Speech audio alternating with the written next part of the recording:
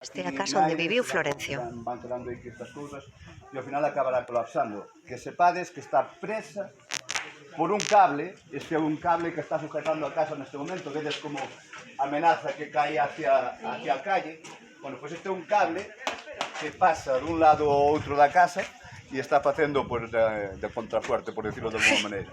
E este cable é o que sujeta neste momento a casa, e é unha pena, pero bueno, é o que temos. A casiña de Florencio Delgado Gurriarán. Total.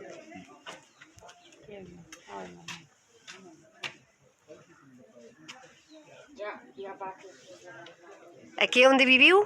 Sí, non? Aquí, sí, aquí é onde viviu, pero seguramente, verdad, que lle podes explicar tú un pouco máis da... Aurelio, aquí é onde viviu, non?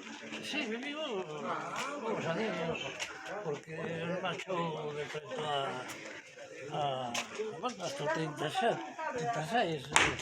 Foi cando le dixeron que fuxira porque xa se había manifestado políticamente como galeguista e aquí había moita xente en este povo da dereita.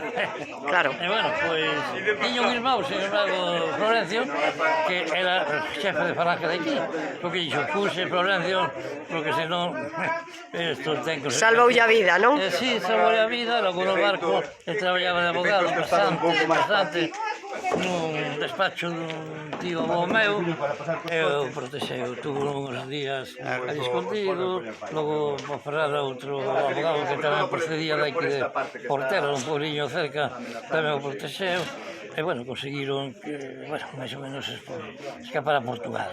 Aí foi donde ele estuvo un tempo axudando tamén a que outros puderan pasar a fronteira, tamén de xente de ideoloxía como a dele.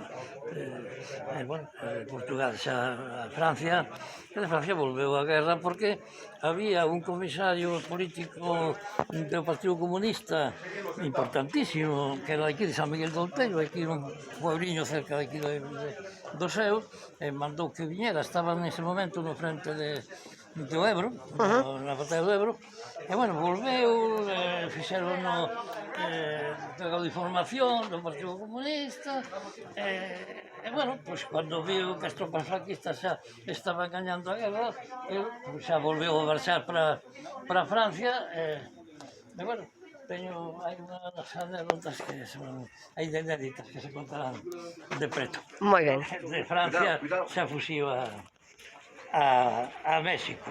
Moi ben. E bueno, pois ali fixo de todo. Aurelio. Vamos. Vamos porque seguimos a ruta que estamos coñecendo esta vila de Valdeorras onde naceu e viviu o noso queridísimo homenaxeado das letras galegas.